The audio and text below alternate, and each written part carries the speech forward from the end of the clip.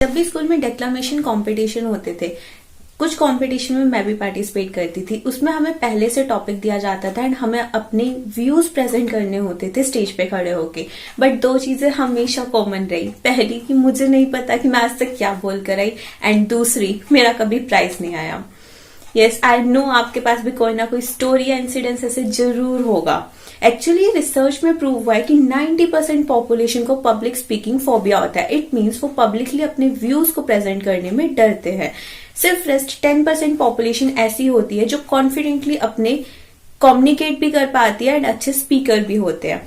But interestingly 10 और 90% population में एक बहुत अच्छी सिमिलरिटी रहती है। वो होती है कि सबके पास अपना कंटेंट होता है, आइडियाज होता है। बट जो चीज कॉमन नहीं होती है वो होती है कि 90% पॉपुलेशन रिप्रेजेंट नहीं कर पाती है एंड 10% पॉपुलेशन रिप्रेजेंट कर देती है।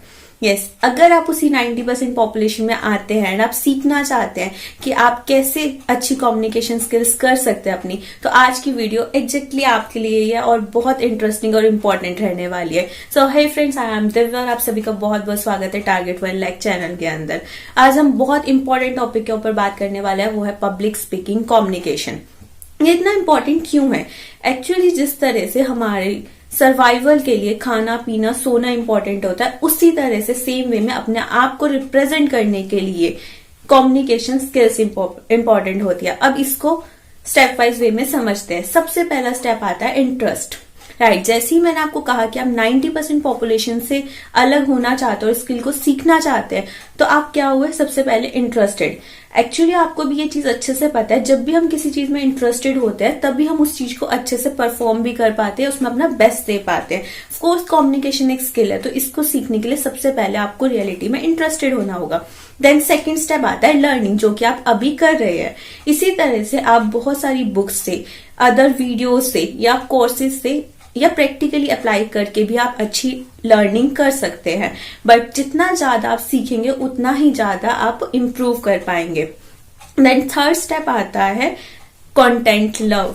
यस, ये सबसे इंपॉर्टेंट स्टेप होता है जो हम हमेशा स्किप कर देते हैं, या एक्चुअली हमें इसके बारे में पता ही नहीं होता है। आपने नरेंद्र मोदी जी को कभी बोलते सुना है? जो कंटेंट उनके पास होता है, क्या वो कंटेंट किसी और के पास नहीं हो सकता? बट वो फिर भी इतने अच्छे वे में रिप्रेजेंट कर देते हैं। क्यों? क्योंकि वो उस कंटेंट के अंदर अपने थॉट्स, फीलिंग्स उस कंटेंट से सबसे पहले अपने को अटैच करते हैं, तब भी वो इतने इफेक्टिवली हमारे आगे रिप्रेजेंट कर पाते हैं।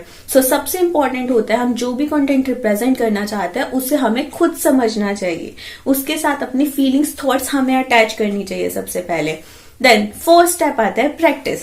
यस, जैसे आपने बचपन में जब चलना सीखा था, तो क्या आप एकदम से चलने लग गए थे? नहीं ना, आप पहले गिरे कई बार, देन आप उठे, बार बार आपने प्रैक्टिस करी एंड फिर उसके बाद आपने चलने की स्किल सीखी।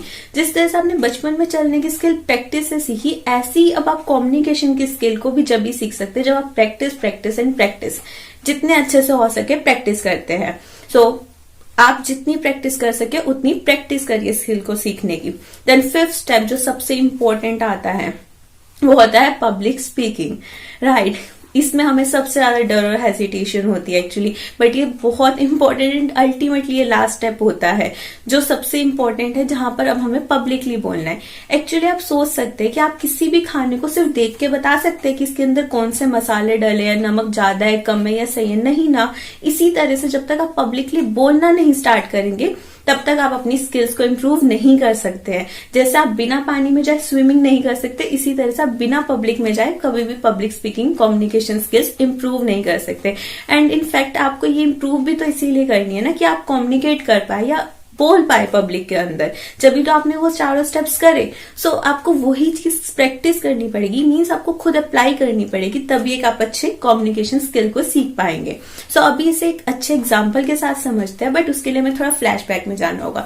इट मीन्स आपको अपने बचपन में जाना होगा, जब आप छोटे थे, अप्रोक्स लगा लो 2 साल के, जब आपको खाना नहीं आता था सही से, तब उस टाइम क्या होता था? आपको भूख लगी, भूख लगने पे क्या हुआ? अब आपको पता है कि आपको कुछ खाना पड़ेगा तभी आपकी भूख खत्म होगी, तो उससे क्या हुआ? आपका नीड और इंटरेस्ट दोनों आए। देन आप सेकंड स्टेप पर गए, जहां पर आपने सीखा कि आप ये खाओगे, ये चीजें खाओगे तो आपका पेट भर जाएगा। देन आप गए थर्ड स्टेप पे। थर्ड स्टेप में क्या होता है? यहाँ पर जब आपके आगे अच्छा खाना आता है तो आप खुश हो जाते हैं, बट अगर वो खाना आपकी पसंद का नहीं होता तो आप दुखी हो जाते हैं या नहीं खाते।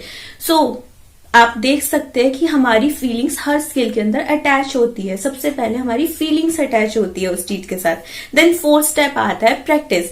अब आपने उस टाइम पे एकदम से तो आपने मुंह में खाना डालना नहीं सीख लिया था या उसे चबाना सीख लिया था, आपने धीरे धीरे गिराया बार बार, बट बार बार प्रैक्टिस कर करके उसे मुंह में डालना भी सीखा एंड चबाना भी सीखा। देन फिफ्थ स्टेप आता है, अब जब आपने खाया तब आपका पेट भरा। सो अब इसको समझते हैं कम्युनिकेशन स्किल के अंदर। एक्चुअली अब आपकी नीड है और आपको इंटरेस्ट बनाना पड़ेगा क्योंकि आपको अपनी स्किल्स को इम्प्रूव करना है। देन सेकेंड स्टेप आता है लर्निंग, अब आपको सीखना है अच्छे से। देन थर्ड स्टेप, जैसे हमने वहां पर अपनी फीलिंग्स को अटैच करी, अब हमें अपनी फीलिंग्स को अटैच करना पड़ेगा अपने कंटेंट के साथ, अगर हम उसे अच्छे वे में रिप्रेजेंट करना सीखना चाहते हैं तो। फोर्थ स्टेप प्रैक्टिस, जितनी ज्यादा आप प्रैक्टिस करेंगे उतनी ही अच्छी स्किल आप सीख पाएंगे। देन फिफ्थ स्टेप, अब आपको पब्लिकली रिप्रेजेंट करना है। जैसे जब आपने खाना खाया आपका पेट तब भरा, इसी तरह से अब जब आप बोलेंगे, कम्युनिकेशन स्टार्ट करेंगे, पब्लिक के बीच में जाएंगे, तभी आप इस स्किल को सीख पाएंगे। सो आई थिंक अब आपको ये 5 स्टेप्स अच्छे से क्लियर हो गए होंगे। इनके साथ साथ कुछ बातें जो आपको और अच्छे से ध्यान रखनी है एक इफेक्टिव और इम्प्रेसिव कम्युनिकेशन के लिए और एक अच्छा स्पीकर बनने के लिए, वो है आई कॉन्टेक्ट। यस, आपका आई कॉन्टेक्ट जो होता है वो हमेशा जिसके साथ आप बात कर रहे हैं या आप स्टेज पे खड़े होकर ऑडियंस के साथ कर रहे हैं तो आपका आई कॉन्टेक्ट उनके साथ होना चाहिए।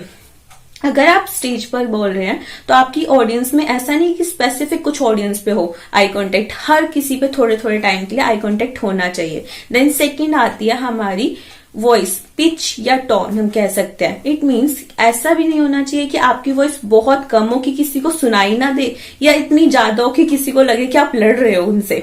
आपकी वॉइस इतनी ऑडिबल होनी चाहिए कि वो क्लियरली आपकी बात को समझ सके और सुन सके। देन थर्ड आता है आपके हैंड मूवमेंट्स। यस, ये कम्युनिकेशन के अंदर बहुत इंपॉर्टेंट रोल प्ले करते हैं।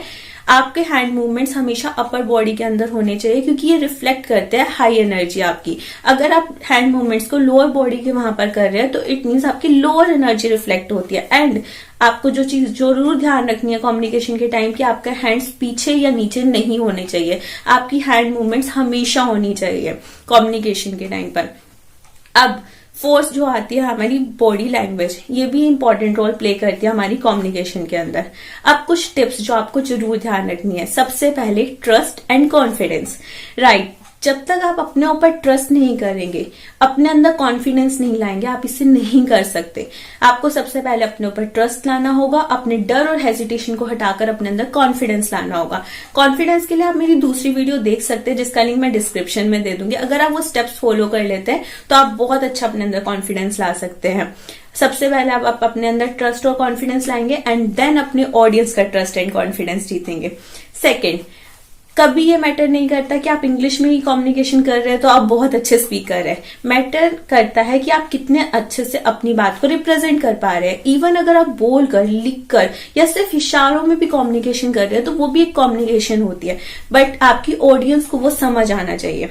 थर्ड, आपका कंटेंट चाहे कितना भी कॉम्प्लेक्स क्यों ना हो बट उससे आपको सिंपल वे में रिप्रेजेंट करना है। जैसे कि आप समझ सकते हैं जब आप क्लास के अंदर आपकी टीचर आपको पढ़ाने आती थी तो जो टीचर्स बहुत अच्छे से पढ़ाती थी, मतलब सिंपल वे में पढ़ाती थी, उनका कंटेंट हमें याद रहता था।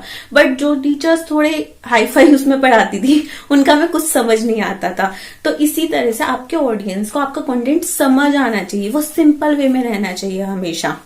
एंड अब फोर्थ पॉइंट, हमेशा जब भी आप कम्युनिकेशन करें तो उस टाइम ध्यान रखिए कि आप जिसके साथ भी कम्युनिकेट कर रहे हैं, चाहे ऑडियंस हो चाहे किसी एक पर्सन के साथ करें, तो वो आपके साथ इंगेज हो। मींस आप उसको रियल स्टोरीज या कुछ इंसिडेंट्स या कुछ भी इमेजिनरी ऐसा बताइए कि वो आपके कंटेंट को इमेजिन करके समझ सके, तो वो एक इफेक्टिव स्पीकिंग आ जाती है हमारी।